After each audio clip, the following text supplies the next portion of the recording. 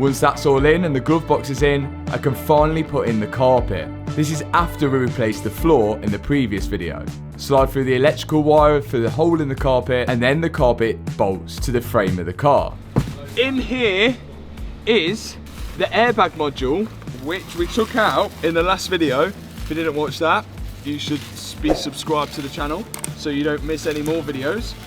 But this is the computer which has everything to do with the airbags. On here will be crash data, and we're hoping actually this might be the reason why the car doesn't actually start.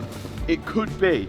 All we've done is we've taken it out, we've sent it to the airbag team, and they've plugged into it like directly to the pins to tell the car that it's no longer been in an accident and it's safe to go again. So we're hoping this could be the reason why the car's not starting. Who knows? No one's ever done it before.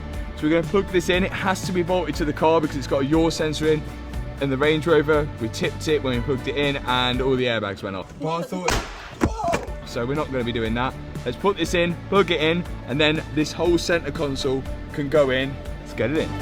So in goes the airbag control unit, bolted right at the front of the car and to the lowest point possible.